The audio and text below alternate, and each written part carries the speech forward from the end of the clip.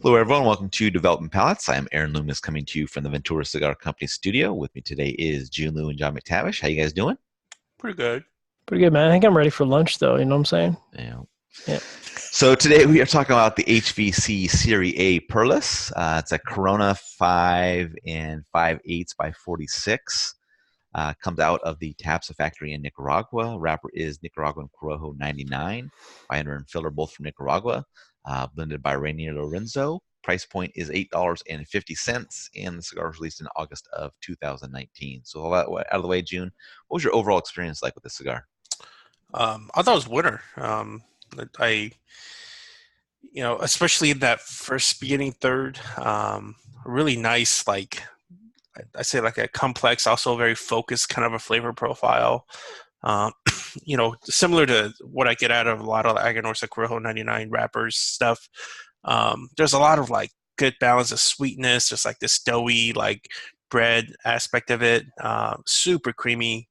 But also a nice balance of red pepper, barnyard, just like this distinct barnyard stank that I got out of it, which sounds gross, but it's actually pretty good.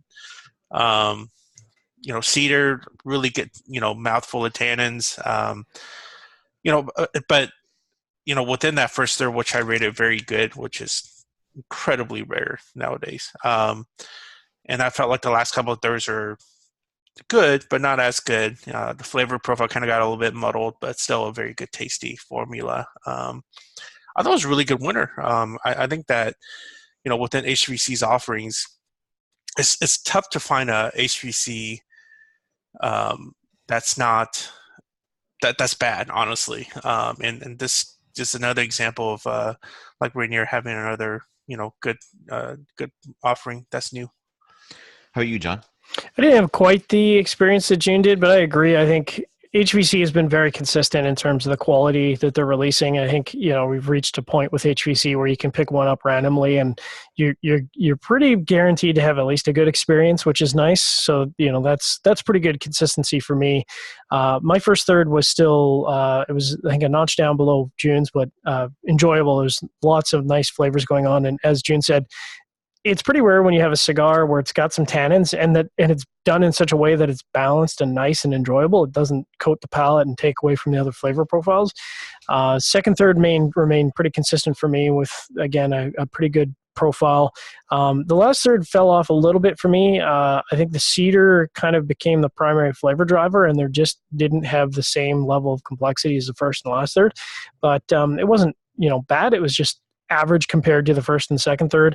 One of the things I think that unfortunately hurt the cigar is that I had a really horrible burn.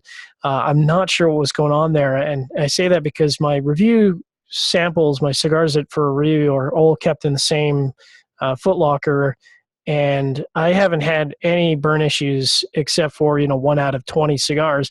I had to do 4 relights, which is kind of shocking. Especially for HVC. I've had HVCs in the past where I had to do relights, but that was usually with like a really heavy broadleaf wrapper. So I don't know what was going on here. Yeah, Uh, use your hair. yeah, and I mean the draw, yeah. The draw was perfect, so I don't know. I feel like the burn performance could not have helped the flavor. Maybe that's where I dropped down from June. Aaron, what was your experience like? Yeah, for me, the cigar started with aged wood and sharp baking spice, and then that aged wood later became better defined as aged cedar, and the baking spice mellowed out. Some mustiness joined in, a little bit of creamy coffee joined in for a short bit, and then things kind of settled in with musty aged cedar, and then that char, so a little bit of char kind of came in and paired up with the cedar. Construction was great. Strength was slightly above medium the whole way. The cigar started off well, but at the halfway point, it became pretty average, and then the final third fell some more with the char joining in. I was hoping that complexity of the first half of the cigar would continue on, but it just kind of progressed downhill at that point. I would be interested in smoking another Vitola of this just to see if that provides a different experience or something closer to what the two of you guys had. But as it is, this is kind of an okay addition to the portfolio for HVC, but not one of my favorites. Other than curiosity, probably wouldn't be something I would shoot for. I'd grab another another cigar that Rainier makes before I grab this one. So, but getting to the scores, start at the top with you, Jiunn, 7.42. John was next at 6.32, and then I gave it a 5.65. So 7.42, Jiunn. It's tracking pretty good to be a top cigar of the year for me so far. And based upon the rest of the lineup, probably won't knock it down. Yeah. Just kidding. I never know. I should knock it until I try it. Anyways. Yeah, I mean it's a really good score. I kind of feel like by now I have a pretty good familiarity with like a lot of what Aganorsa does, but I feel like within something that's like good Aganorsa versus like really good, which I think mainly Dion does a good job of. Like for instance, something like this, I feel like it's good, but like sometimes Aganorsa tobacco could taste like a little sharp. Mm-hmm. Whereas like the second to last there for me for this is good, but it was a little sharp in taste. Whereas like I kind of feel like a lot of what Dion does, he's able to blend that sharpness out, as well as some of the like older Casa Fernandez stuff that I like the Anniversario series, for instance. But nonetheless, I mean, this is a really good cigar. I would love to smoke more of these. I love this Vitola. I love, it's really nice to kind of get a change up in the smaller ring gauge to smoke. So yeah, it was good. Great score. All right, John, 6.32. Reminds me of last year when we were talking about good cigars that struggled with burn performance. And I think last year we had a number of cigars placed in our top 15 that had burn issues. And this is one of them. The score is, I think, really impacted by the burn performance. If this burn performance had even been, good quality, I feel like this cigar would have scored in the high sixes. I think if the burn performance should have been where it should have been, I think it almost would have scored in the sevens for me.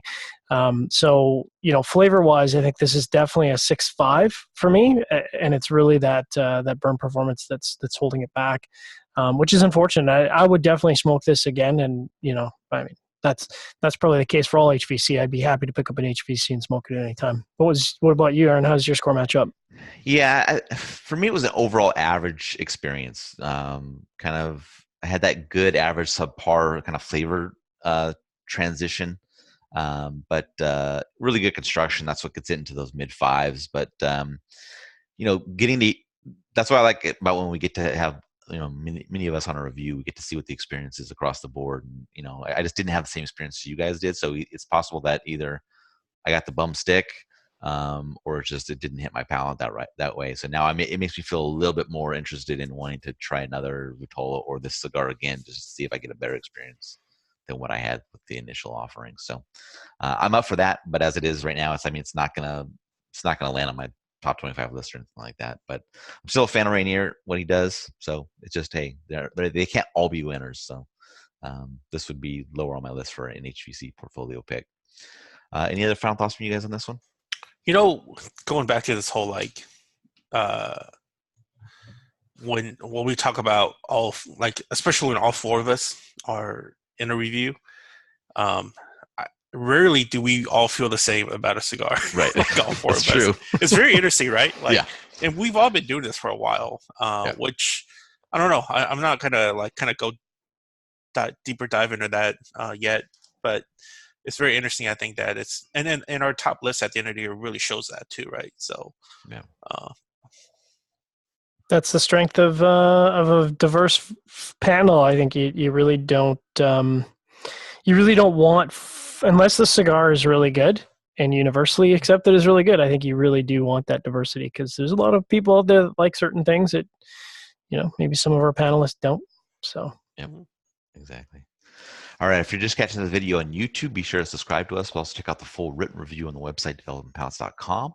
Follow us on all the social media channels, and you can catch all of our review recaps on podcasts. So iTunes, Google Play, and Podbean. Thank you for tuning in. We will catch you on the next one.